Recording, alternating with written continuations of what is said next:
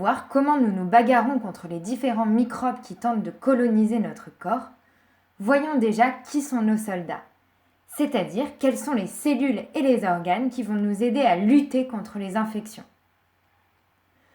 Vous savez tous ce qu'est une infection. C'est une notion à connaître pour le brevet. Si vous avez oublié la définition, retour à la première vidéo. Tout le monde a déjà vu du sang.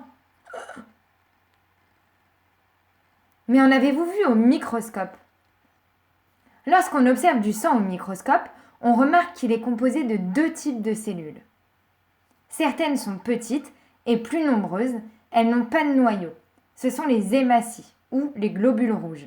Elles donnent la couleur rouge au sang et elles servent à transporter le dioxygène. D'autres cellules sont plus grosses avec un noyau foncé de différentes formes.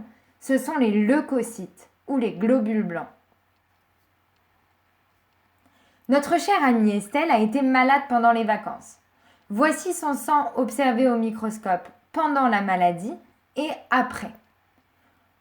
On voit pendant la maladie qu'il y a beaucoup de grosses cellules avec noyau. Il y a donc beaucoup de globules blancs. Une fois la maladie passée, le nombre de globules blancs a diminué. Ainsi, lorsqu'on est malade, nos globules blancs se multiplient. En fait, les globules blancs sont les cellules qui appartiennent au système immunitaire, c'est-à-dire le système de l'organisme capable de le défendre contre les infections. Cherchons maintenant les organes du système immunitaire qui produisent ces leucocytes ou globules blancs. En fait, c'est la moelle osseuse qui produit en grande partie les leucocytes. La moelle osseuse, c'est ce qu'il y a au centre des os. Une fois produits, les globules blancs migrent ensuite vers les autres organes du système immunitaire, ganglions lymphatiques, amygdale, rate, thymus, etc. Ainsi, des ganglions gonflés indiquent qu'il y a une infection. Vous avez par exemple des ganglions au niveau du cou ou encore au niveau des aisselles. C'est pour cela que le médecin les recherche pendant une visite médicale. Si vous avez les ganglions gonflés par exemple au niveau du cou, c'est peut-être qu'il y a une infection. Cette circulation entre les organes se fait notamment par le système lymphatique. C'est un ensemble de vaisseaux dans lequel circulent les globules blancs.